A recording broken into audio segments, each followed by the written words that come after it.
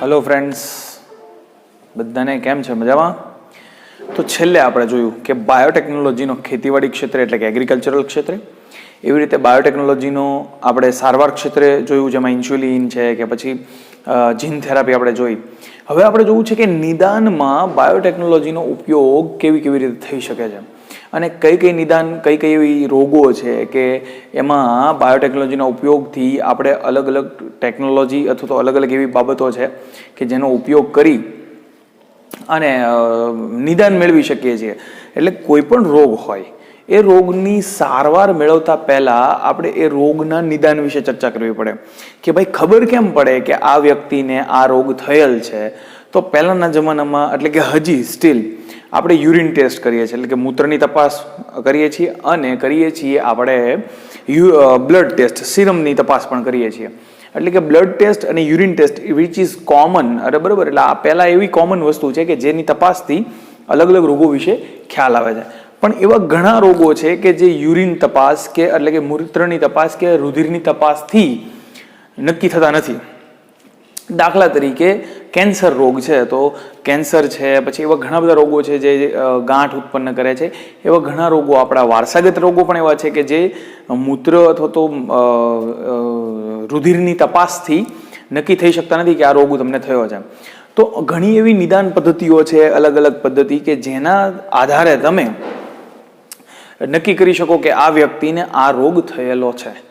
બરોબર, તો એમાં તમે કોની મદદ લઈ શકો? તો કે પહેલું છે RDNA એટલે કે રિકોમ્બિનન્ટ ડીએનએ ટેકનોલોજીની ઉપયોગથી તમે નક્કી કરી શકો કે આ વ્યક્તિને આ રોગ થયેલો છે કે નહીં, કારણ કે ડીએનએની મદદથી તમે એની તપાસ કરી શકો.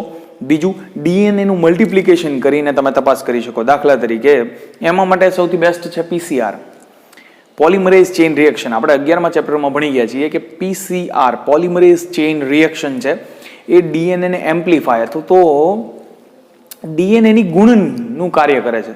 બરોબર, ડીએનએની ગુણન પ્રક્રિયામાં ભાગ ભજવે છે, મલ્ટિપ્લિકેશન કરે છે, એમ્પ્લીફાય કરે છે. ડીએનએના જે અણુઓ છે એને ઘણા બધા અણુઓમાં અથવા તો ઘણા બધા નકલો બનાવે છે ડીએનએની. તો આ નકલો કમ્પેર કરવાથી ડીએનએ અથવા તો એઇડ્સ જેવો વાયરસ છે, દાખલા કે HIV વાયરસ છે, એઇડ્સ રોગ છે, તો એ HIV વાયરસ એ થયો છે કે નહીં અથવા તો એના સંપર્ક કે એનું ટ્રાન્સમિશન થયેલું છે કે નહીં, એ તમને કેમ ખબર પડે કે તમે PCRથી ડીએનએનું એમ્પ્લિફિકેશન કરો તો તમને ખ્યાલ આવી જાય. એવી રીતે એઇડ્સની ખબર તમને એલાઇઝાથી પણ પડે. બરોબર, એલાઇઝા શું છે? Enzyme linked immunosorbent assay. ELISA, sorry my mistake, SA હવે મેં ZA લખી નાખ્યું છે.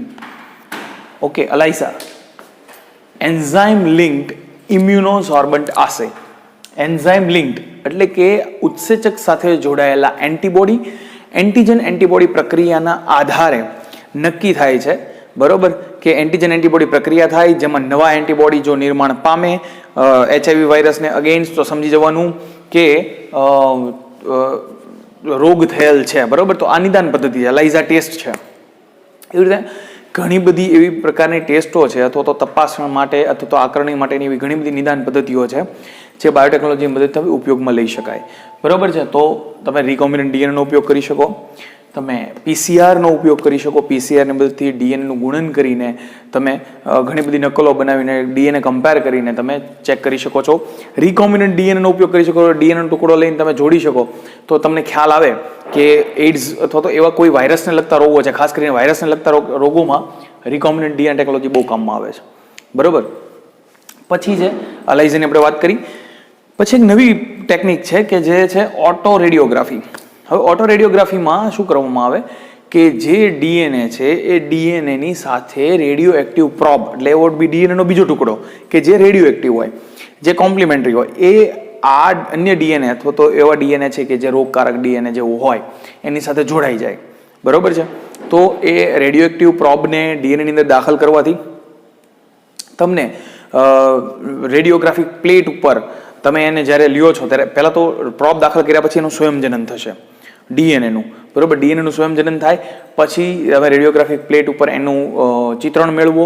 તો જે મ્યુટન્ટ હશે તો રોગકારક હશે એ તમને રેડિયોએક્ટિવ પ્રોબ સાથે નહીં જોડાયેલો હોય અથવા તો એ તમને સામે રેડિયોગ્રાફિક પ્લેટમાં દેખાશે નહીં, બાકીનું બધું દેખાશે.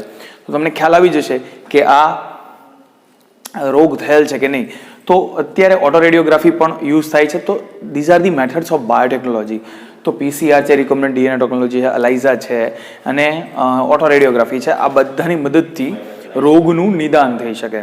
બરોબર, કે તમને આ રોગ આ વાયરસને કારણે કે આના કારણે છે, અને જો રોગ હોય તો એ રોગનું નિદાન કઈ રીતે થઈ શકે, સારવાર માટે પછી વિચારવું પડે. બરોબર, પછી એ સારવાર જનીનિક સારવાર છે કે તમારે કોઈ કેમિકલ કે કોઈ દવા કે ડ્રગ કે એની સારવારની મદદથી લેવું છે. તો આ બધું છે. તો આ છે નિદાન પદ્ધતિની અંદર બાયોટેકનોલોજી અથવા તો આણ્વીય નિદાન પદ્ધતિ કે જે બાયોટેકનોલોજીના ઉપયોગથી તમે કરી શકો છો. બરોબર છે. નેક્સ્ટ જે મુદ્દો છે એ બાયોટેકનોલોજીનો એક નવો વિભાગ છે જેનું નામ છે પારજનનિક પ્રાણી. પારજનનિક પ્રાણી શું છે પહેલા એ જાણી લઈએ. પારજનનિક પ્રાણી એટલે કે તમે તમારા ઈચ્છિત પ્રોડક્ટ જે તમે લેવા માંગો છો એવા DNA તમે અલગ કરેલું છે. આ DNA પ્રાણી સજીવના અંદર જોડી અને નવું પ્રાણી ઉત્પન્ન કરવું. નવું પ્રાણી એટલે જેની અંદર વિશિષ્ટ લક્ષણો હોય, જેની અંદર અલગ પ્રકારના એવા લક્ષણો હોય જે તમારે ઈચ્છિત લક્ષણો જોતા હતા એવા લક્ષણો ધરાવતું પ્રાણી તમે જ્યારે બનાવો છો. બરોબર, જનીનિક જોડાણો કરીને અથવા રિકોમ્બિનેશન કરીને, તો એને કહેવાય પારજનનિક પ્રાણી. બરોબર, હવે આ પ્રાણીઓ વિશિષ્ટ હોય, સામાન્ય પ્રાણીઓ કરતા અલગ હોય, કારણ કે એની અંદર એવું જનીન તમે ફિક્સ કરેલું છે, તો એવું જનીન તમે નાખ્યું છે, વિદેશી જનીન, કે જે તમારે જે પ્રોડક્ટ જોઈએ છે એ તમને આપશે. બરોબર છે, જે તમને કામ આવશે. નેક્સ્ટ જોઈએ. પહેલું છે સામાન્ય દેહ ધર્મ વિદ્યા અને વિકાસ. કે પારજનિક પ્રાણીઓની ખાસિયત શું છે એ ખાસિયતો વિશે આપણે થોડી ચર્ચા કરવાની છે. તો પ્રાણી જે પારજનિક પ્રાણીઓ છે એની ખાસિયતમાં સૌથી પહેલું છે દેહ ધર્મ વિદ્યા અને એનો વિકાસ. હવે જ્યારે તમે આવું કોઈ પ્રાણી બનાવો છો ત્યારે એ પ્રાણીના લક્ષણો કેવા છે, એટલે પહેલો એનો અભ્યાસ. બીજું, એની દેહ ધર્મ વિદ્યા કેવી છે, એની જે ચયાપચય ક્રિયાઓ શરીરની અંદર ચાલે છે એ કેવી છે, અને એ ક્રિયાઓ સામાન્ય પ્રાણી અથવા તો નોર્મલ પ્રાણી છે એનીથી કેવી રીતે અલગ પડે છે. દાખલા તરીકે મનુષ્ય છે એ આ ચયાપચય ક્રિયામાં આ પ્રકારના લક્ષણો આપે છે, તો પારજનિક પ્રાણી આ પ્રકારની દવા તમે એને આપો તો એ કેવા લક્ષણો આપે છે, એ બધા સંશોધન માટે, એની જનનિક ક્રિયાઓ એની ચયાપચય ક્રિયાઓ અથવા એની જૈવિક ક્રિયાઓના સમજ માટે આ પારજનિક પ્રાણીઓ ખૂબ ઉપયોગી નીવડે છે. બરોબર, તો એ ખૂબ જ ઉપયોગી છે. દાખલા તરીકે ઇન્સ્યુલિનનો ઉપયોગ આપણા શરીરમાં કેવી રીતે થાય છે, બરોબર, એ આપણને ખબર છે. તો હવે પારજનિક પ્રાણીમાં જ્યારે તમે આવું જનીન કોઈક નાખો છો તો એની અંદર ઇન્સ્યુલિનનો ઉપયોગ કેવી રીતે થાય છે એ ચેક કરવાનું. આ બધો અભ્યાસ, સંશોધન, આ બધા માટે પારજનિક પ્રાણીઓનો ઉપયોગ થાય છે. તો પહેલું છે સામાન્ય દેહ ધર્મ વિદ્યા અને વિકાસ. બરોબર છે. નેક્સ્ટ બીજો મુદ્દો છે રોગોનો અભ્યાસ.